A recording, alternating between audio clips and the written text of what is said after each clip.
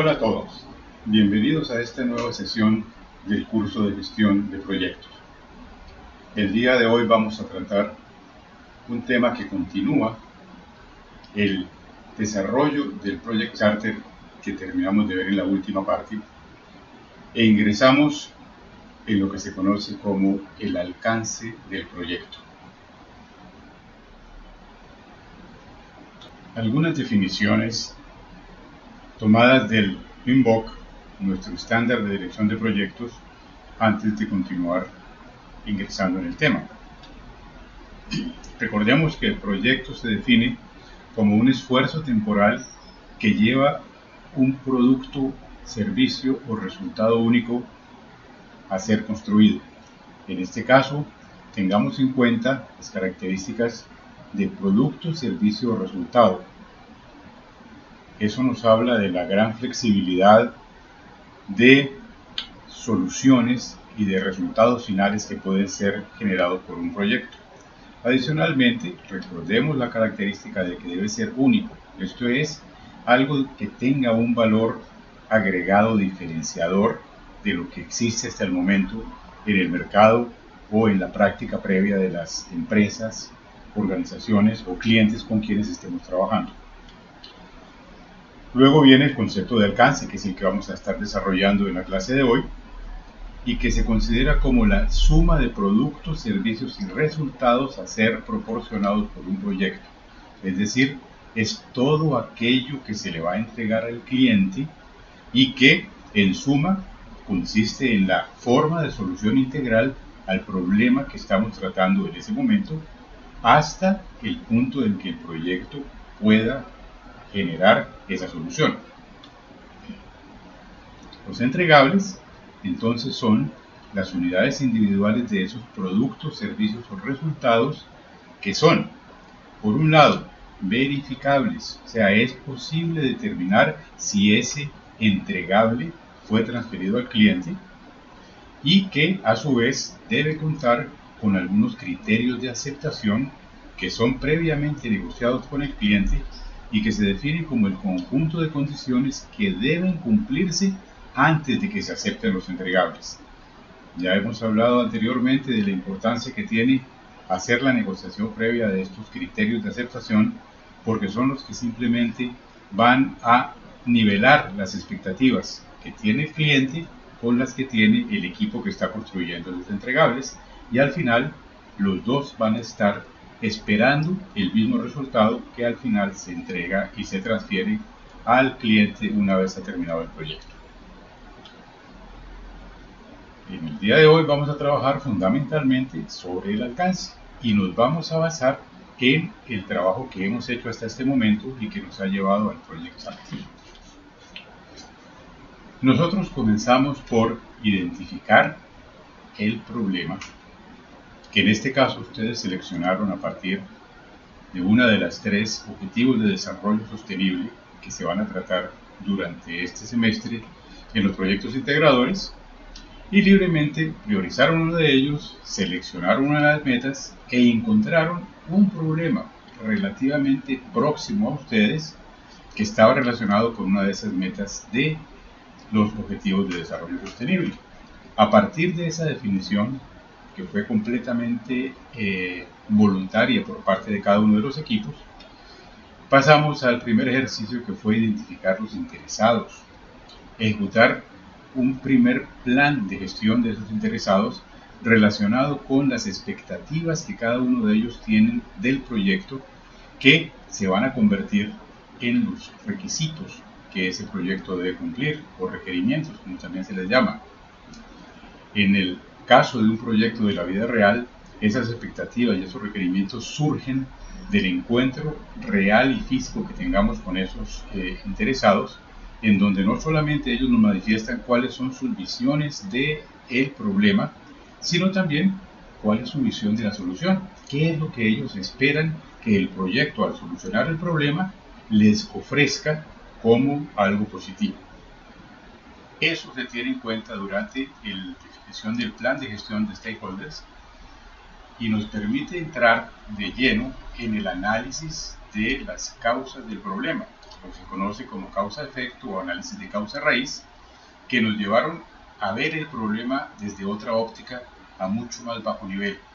Habíamos partido de el síntoma que es expresado por el cliente, o que en este caso fue el que ustedes identificaron, y principiamos a partir de cruzar esa definición del problema con las expectativas de los stakeholders para llegar a entender mejor cuáles son las raíces, de dónde proviene profundamente el problema, porque es allí donde debemos actuar, y a partir de ese análisis de causa-raíz comenzaron a aparecer propuestas individuales de solución a cada una de ellas, que fueron progresivamente articulándose para generar el primer versión de entregables, llamemos ahora de alto nivel, porque aún no hemos desagregado mucho las actividades que se deben realizar para esos entregables, pero sí tenemos una visión mucho más completa de cómo las diferentes soluciones que se identificaron en esta etapa de análisis de causa-raíz pueden articularse y conformarnos unos 2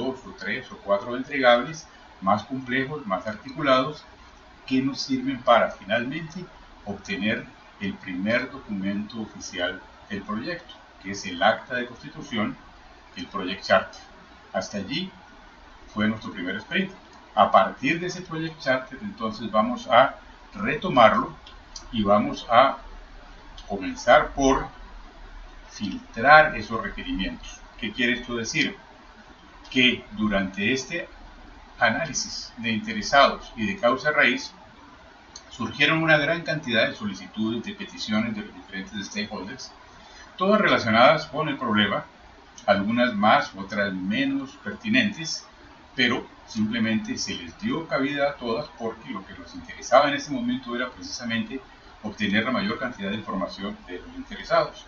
En este momento tenemos que aplicar alguna metodología de priorización, ya que difícilmente en ningún proyecto se puede dar cuenta de absolutamente todo lo que los diferentes interesados solicitan o aparentemente esperan del proyecto. Así que se hace una priorización que atiende, por un lado, a que eso que se va a construir en el proyecto sea lo más pertinente con el problema y con la solución del problema, pero también a que atienda a las limitaciones y restricciones que tiene el proyecto, desde el punto de vista temporal. Es posible que sea necesario ofrecer una solución dentro de un marco de tiempo establecido o mínimo. Muy frecuentemente una restricción de tipo económico. Hay determinada cantidad de dinero disponible para financiar el proyecto. Restricciones de tipo de recursos, sean tecnológicos, sean humanos, en fin. Adaptar la forma en que el proyecto va a presentar sus entregables a la realidad interna y externa del proyecto, tanto en el contexto como en sus restricciones interiores. Con eso, simplemente vamos a obtener una nueva versión de los entregables mucho más pulida y que nos permite ahora sí comenzar a desagregarlos, a desglosarlos, por un lado en sus componentes, que cada uno de los entregables, ustedes recuerdan, en esta metodología que estamos siguiendo, provino de articular soluciones individuales. Entonces, el primer nivel de descomposición de estos entregables va a ser volver a hacer evidente las diferentes soluciones que se articularon inicialmente para construirlos. Y en segundo lugar, comenzar a desglosar esas soluciones, esos componentes, hasta poder llegar a identificar con precisión cuáles son las tareas, los trabajos, el esfuerzo real que hay que desarrollar para construir estos entregables que ya en este momento se convierten en el alcance del proyecto. Teniendo en cuenta todas las tareas que hay que desarrollar, el siguiente paso que vamos a dar en este sprint es identificar la mejor secuencia. ¿Cuáles son las actividades y tareas que se pueden desarrollar simultáneamente en su mayor cantidad para minimizar el tiempo de ejecución del proyecto? Si yo tengo la lista completa de tareas y simplemente desarrollo una después de otras, voy a tener un proyecto tremendamente largo que es inoperativo, no va a ser aceptable para el cliente. Así que debemos buscar la forma de que esa lista particular de tareas puede ser desarrollada de la forma más eficiente, de la forma más rápida sin interactuar de una manera que se frene una con otra, pero al contrario, identificando cuáles son las reales dependencias, qué es lo que una tarea necesita que se haga antes para poder iniciar. Y así podemos establecer una ruta de trabajo, un modelo en el cual esas tareas van a ser ejecutadas y pasamos al momento de dimensionar cuál es el tiempo y el esfuerzo que se requiere para cada una de ellas. Tan pronto yo tengo ya la secuencia y le añado el concepto de duración, surge el segundo gran documento, que es el cierre de este segundo sprint, que es el cronograma del proyecto, que nos define lo que se conoce como la línea base del proyecto. Ese es nuestro plan de trabajo y esa es la metodología que vamos a seguir. El PMBOK define entonces este proceso de definir alcance como desarrollar una descripción desarrollada del producto y el proyecto que tiene como beneficios identificar el límite tanto del producto, resultado o servicio, lo que quiere decir el límite del proyecto, hasta dónde se va a comprometer el proyecto a ejecutar y solucionar ese problema, y una nueva versión mucho más completa y detallada de los criterios de aceptación. Son dos conceptos muy importantes para normalizar las expectativas que todos los participantes puedan tener del proyecto.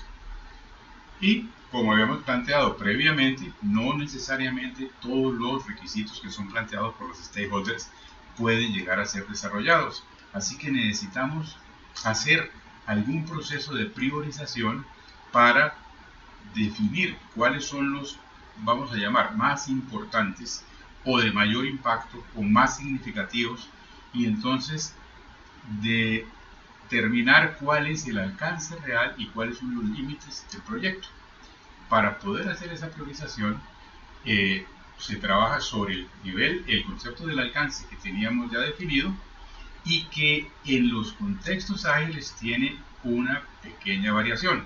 Nosotros vimos que en la imagen anterior el alcance se definía como ya la última palabra de lo que se va a hacer en el proyecto, y eso se aplica a cualquier proyecto de tipo lineal, tradicional, tipo cascada. Pero cuando entramos al área ágil, sobre todo en proyectos iterativos, esa definición de alcance tiene una pequeña variación en su aplicación, y es que es un proceso iterativo.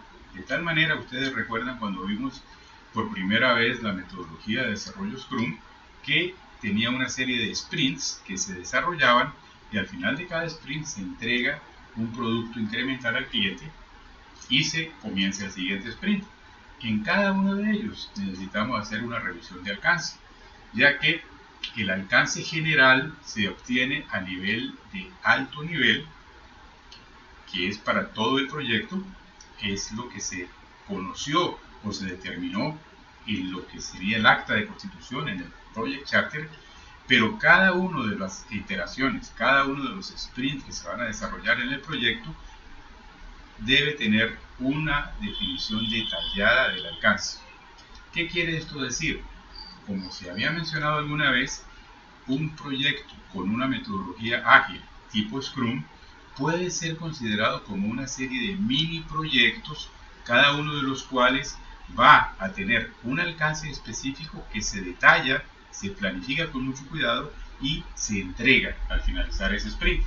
Entonces realmente cumple todas las características y definiciones de un proyecto y podemos considerar que es un mini proyecto que se va a construir. Pasemos entonces al aspecto de priorización.